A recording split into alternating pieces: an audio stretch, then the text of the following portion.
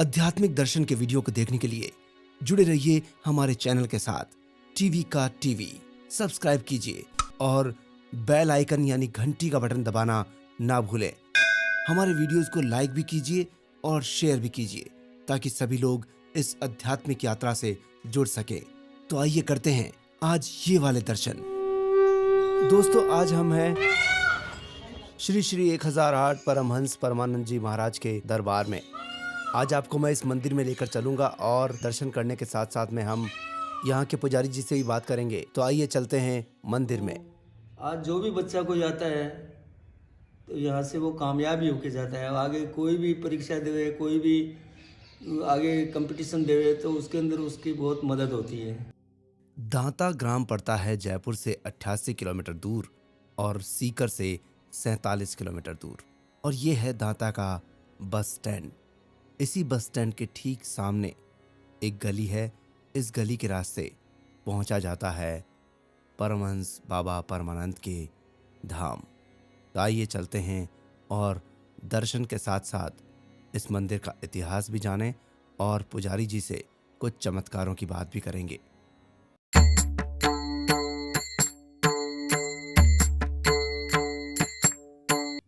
आइए पहले ये जानें कि परमहंस परमानंद बाबा कौन थे, दाता कैसे आगमन हुआ, क्या है उनकी जीवनी, पहले ये जानते हैं।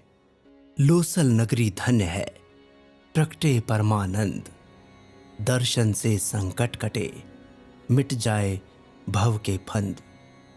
शेखावाटी के प्रसिद्ध संत परमहंस बाबा परमानंद। आपका जन्म हुआ विक्रम संवत 1932 और वो ग्राम था लोसल। विक्रम संवत 1932 यानी अंग्रेजी कैलेंडर के अनुसार वर्ष 1873।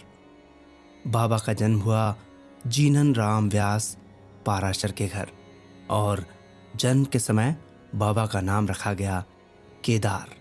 केदार अपने माता पिता की इकलौती संतान थे। इनके कोई भाई बहन नहीं हुए।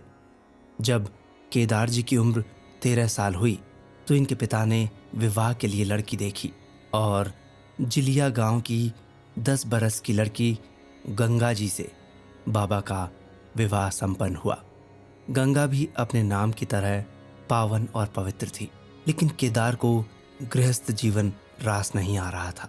किशोरावस्था हुई तो केदार जी ने सांसारिक वैभव, माता पिता, अपनी पत्नी गंगा के मोह को त्याग कर संन्यास आश्रम धारण करने की सोच ली और इसी धुन में एक दिन सब कुछ छोड़कर घर से निकल गए और लोसल गांव के मध्य में स्थित एक आश्रम में पहुंच गए। यह आश्रम था गिरी संप्रदाय का आश्रम। गिरी संप्रदाय के बाबा रामानंद गिरी जी को केदार ने अपना गुरु बनाया और दीक्षा ली।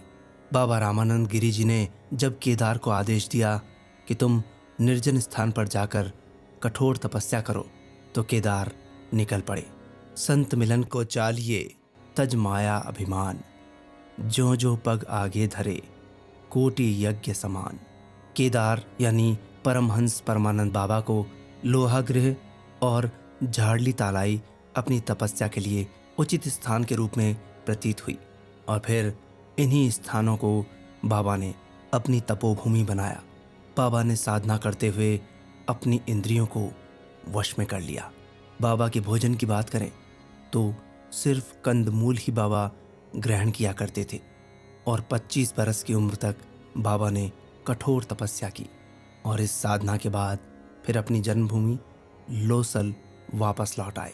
लेकिन अपने गांव आकर भी बाबा अपने में ही लीन रहा करते थे। उन्हें कभी भोजन की चिंता भी नहीं हुआ करती थी। बस रात दिन तंबाकू से दातुन करना बाबा को बहुत पसंद था। बाबा की निद्रा की बात करें तो उन्हें तो पूर्ण निद्रा में कभी किसी ने भी नहीं देखा। बाबा के भक्तगण बताते हैं कि जब भी बाबा को दिन या रात में हम देखते थे, बाबा केवल मस्तक हिलाते रहते और सर पर अपना दाहिना हाथ फिराते रहते थे और बाबा का पहनावा तो केवल एकमात्र लंबा सा कुर्ता ही हुआ करता था। चाहे सर्दी हो या गर्मी, बाबा इसे ही धारण करते थे। बाबा की दिनचर्या भी बड़ी अनूठी थी। दिन में घूमते हुए किसी भी मंदिर में पहुंच जाते थे और परिक्रमा करने लग जाते। लेकिन ये परिक्रमा बिल्कुल उल्टी हुआ करती थी। बाएं से दाईं और परिक्रमा लगाते थे। वैसे मंदिर की परिक्रमा कभी भी उल्टी नहीं करनी चाहिए, लेकिन ये तो बाबा की लीला थी। बाबा तो परमहंस थे।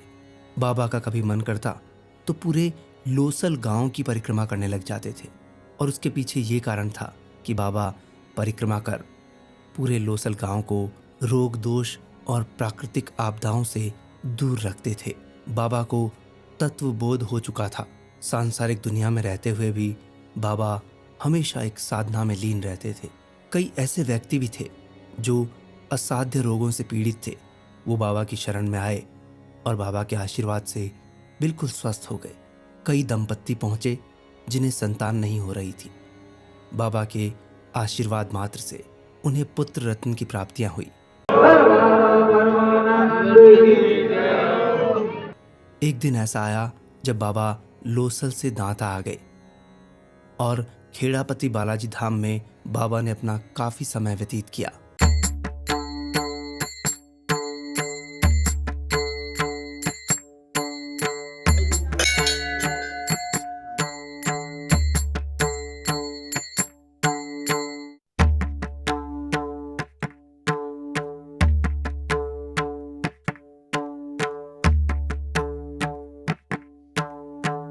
और अंत समय तक दांता में ही रहे। दांता वो जगह है जिसे 1400 एडी में अमर सिंह जी शेखावत द्वारा बसाया गया था और दांता में ही किले के नीचे बाबा का ये मंदिर बनवाया गया था। दांता के एक भक्त पाबूदान दारोगा ने बताया था कि कई बार ऐसा भी हुआ कि वाहन में पेट्रोल और डीजल खत्म हो जाने के बाद भी सिर्फ बाबा का नाम मात्र लेने से ही, बाबा का ध्यान धरने से ही बिना पेट्रोल और डीजल के कार को चलते हुए हमने देखा है। ऐसे बाबा के अनेक चमत्कार हैं जो बाबा के जीवित रहते बहुत से लोगों ने देखे और उनके निर्वाण के पश्चात भी आज भी उनका तेज लोसल और दांता के लोग अनुभव करते हैं। बाबा के निर्वाण की बताएं तो बाबा ने दांता में वर्ष 1952 में माघ शुक्ल पूर्णिमा की मध्य रात्रि को महाप्रयाण की ओर प्रस्थान किया था और बाबा अनंत साधना में लीन हो गए थे। उस रात दांता में इसी मंदिर में रात भर कीर्तन चलते रहे।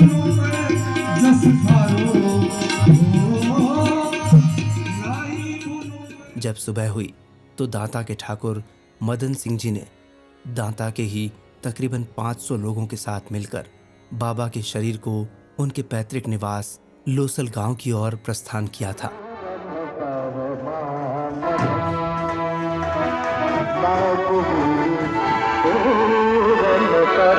बाबा ने नश्वर शरीर तो त्याग दिया, पर वो सदैव अपने भक्तों के पुकारने पर आज भी उनकी रक्षा करते हैं। बाबा कहीं नहीं गए। बाबा आज भी दांता के इस मंदिर में विद्यमान है। आज भी दांता का ये मंदिर बाबा के होने का पूर्ण आभास देता है। बाबा के चमत्कार आज भी लोग देखते हैं और बाबा की जय जयकार करते हैं। ग्रामवासी और जो उन्हें जानते हैं वो भगवान के समान बाबा का ध्यान धरते हैं और पूजा अर्चना किया करते हैं। बाबा परमानंद परमहंस का बड़ा मंदिर उनके पैतृक निवास लोसल में बना हुआ है और बाबा के निर्वाण स्थल पर जो ये मंदिर है ये दांता ग्राम में स्थित है, जो कि दांता गढ़ के नीचे बना है। बाबा की महिमा अपरंपार है। उनका गुणगान करते हुए लोग करोड़ों की संख्या में आते हैं और अपनी मुराद सच होती पाते हैं। कि बाबा का वैशिष्ट ही है कि बाबा के दरबार में हर झोली भर जाती है, कोई खाली हाथ नहीं जाता। आइए अब जानते हैं दांता में बाबा के इस मंदिर के पुजारी रमेश जी से बाबा की कुछ बातें और उनकी महिमा।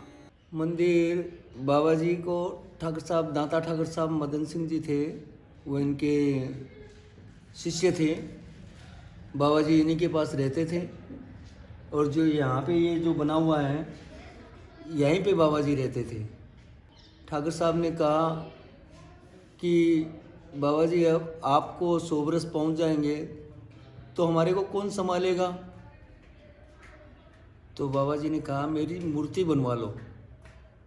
तो बाबा जी के आदेश से ये मूर्ति बनवाई। उनके जीवित रहते ही ये मूर्ति बनवाई गई। जब मकराना गए पत्थर लाने तो सारे मकराना के जो पत्थर वाले थे वो सारे इकट्ठे हुए। दादा ठाकुर साहब मदन सिंह जी गए थे तो उन्होंने ये पत्थर बाहर जाने वाला पत्थर था एकदम वाइट। तो बाबा जी ने ये पसंद किया। जयपुर में ये मूर्ति बनी सेम मूर्ति जैसे उनको बाबा जी को बिठा के और फिर ये मूर्ति बनाई गई। तो उसमें बिल्कुल भी एक राई जितना भी फर्क नहीं है। एकदम सेम बाबा जी बैठे हैं और उनकी मूर्ति है सेम वैसी मूर्ति है। फिर मूर्ति बनने के 10 साल तक बाबा जी जिंदा रहे। चमत्कारी मूर्ति है। मैं जब सुबह नहाने आता हूँ बाबा जी को पट खोलता हूँ, अंधेरा रहता है लेकिन मेरे को बाबा जी की मूर्ति साफ दिखती है। अंधेरे में भी बाबा जी की मूर्ति साफ दिखती है। हमारे बाबा हीरो हैं। तो बाबा के चमत्कारों के बारे में कुछ बताएं आप। बाबा जी के चमत्कार अनंत हैं। चमत्कार भरा ही हुआ है। जब मैं तो रोज़ चमत्कार ही देखता हूँ। कुछ भी मैं विचार करता हूँ मेरे सामने वही आ जाता है। मेरे को तो चमत्कार ही नज़र आता है। वो क्या एक वाकया था कि जब मंदिर का फर्श बहुत कच्चा था। हाँ, तो वो हम सुबह सुबह आए थे 5 बजे मंदिर में आके देखा चारों तरफ कचरा हो रहा है। वो साफ करते थे, वो बहुत मुश्किल होती थी। पहले पुराने पत्थर थे। तो सुबह सुबह हम दोनों बात कर रहे थे ये यार ये कचरा बहुत ज़्यादा है, ये बहुत मुश्किल होती है। तो बाबा जी हमारे तो ये आंगन तो सही करा दो। तो हमने तो इतना सुबह 5 बजे बात की थी, किसी ने सुना भी नहीं। और 7 बजे तो हमारी गली के अंदर 2 गाड़ियाँ घुसी पत्थर की। अरे कहाँ जा रहे हो भैया? बोले बाबा के यहाँ। तो बाबा के यहाँ आए, पत्थर लाए, सीमेंट लाए, पानी लाए, खुद ही कारीगर आए। चाय का पानी का पैसा नहीं लिया, लगा के चले गए। मेरे को तो आज ही पता नहीं कौन तो कारीगर थे, कौन आए, कौन लगा के चले गए। और ये वो फर्श है अब है। ये वो फर्श है।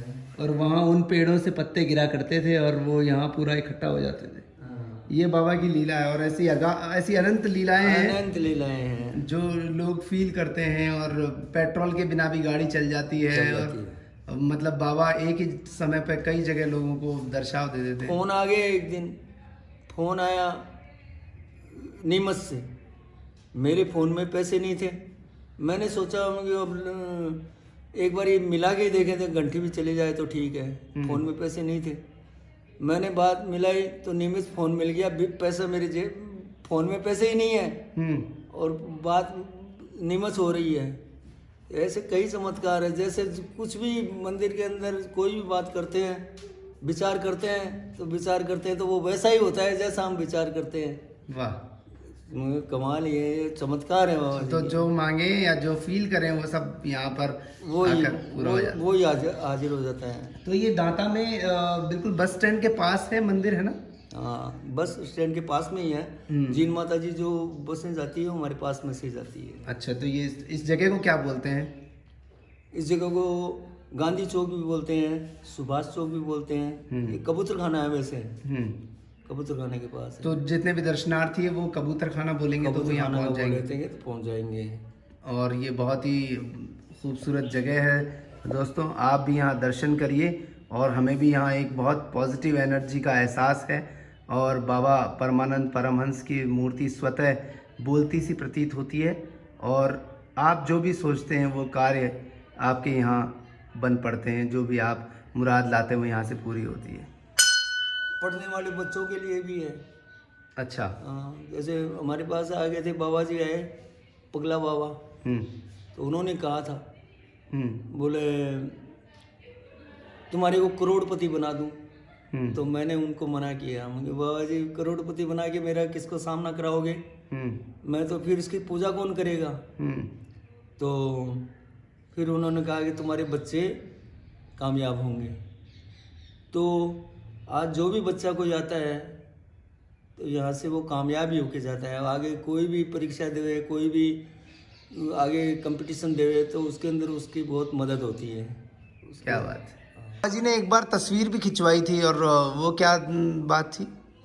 तस्वीर खिंचवाई ना बाबा जी ने, उनसे ठाकुर साहब ने फोटो खिंचवाई, वो आज भी फोटो है ना हमारे पास। तो चलिए आज उस फोटो का भी दर्शन, एकमात्र वो फोटो है और एक ये मूर्ति है। और बाबा जी का जो एक मेला भरता है वो लोसल में। हाँ, वो मासूदी पूर्णिमा का व्रत है।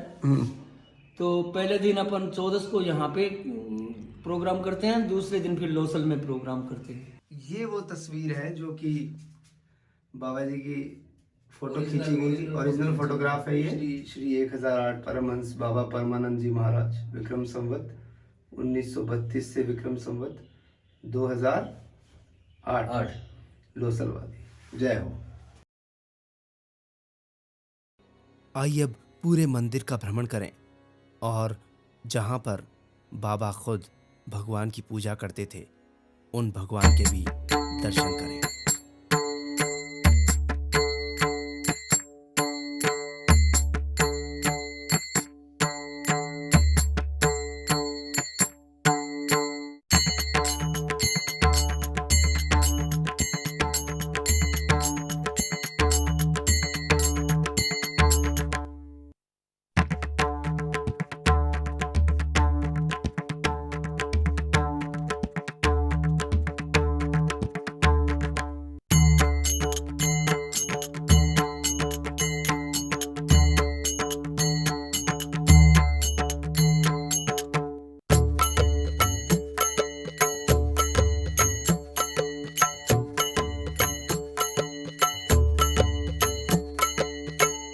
बहुत खूबसूरत।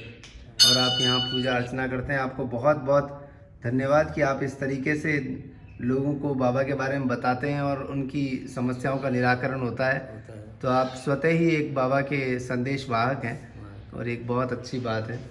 और व्यास परिवार इस तरीके से आपका आगे फलता फूलता रहे, पाराशर परिवार आगे बढ़ता रहे, यही मनोकामना है। जय श्री राम। बाबा जी महाराज की। देखते रहिए टीवी का टीवी तरुण व्यास के साथ। दर्शकों, हमारा प्रयास रहता है कि आपको ऐसे ही चमत्कारी मंदिरों के दर्शन करवाएं और प्रसिद्ध संतों के दर्शन के साथ उनकी जीवनी आप सभी तक पहुंचाएं, ताकि सभी को लाभ प्राप्त हो। अगर आप भी ऐसे किसी चमत्कारी स्थान के बारे में जानते हैं तो हमें अवश्य बताइए, कमेंट में बताइए या फिर हमें ईमेल कीजिए soundslabstudio@gmail.com। दर्शकों, टीवी का टीवी ने विश्वविख्यात शिरडी के संत साईं बाबा की जीवनी पर भी आधारित श्री साईं सच्चरित्र के अध्यायों का भी वीडियो बनाया है। आप वो भी देख सकते हैं। वीडियो के अंत में आपको लिंक मिल जाएगा और साथ ही वीडियो के ऊपर लेफ्ट में भी आपको ये लिंक नजर आ रहा है। अब आज्ञा दीजिए आपके आध्यात्मिक मित्र तरुण व्यास को। टीवी का टीवी को सब्सक्राइब कीजिए ताकि हमारे सभी एपिसोड आपको अपने आप मिल जाएं। इसी के साथ घंटी के बटन को भी दबाना ना भूलें। बाबा के इस एपिसोड का लिंक भी आप सभी से शेयर करें ताकि बाबा की महिमा सभी जान सकें और आपका भी उद्धार हो। बोलिए श्री श्री 1008 परमहंस बाबा परमानंद जी महाराज की जय।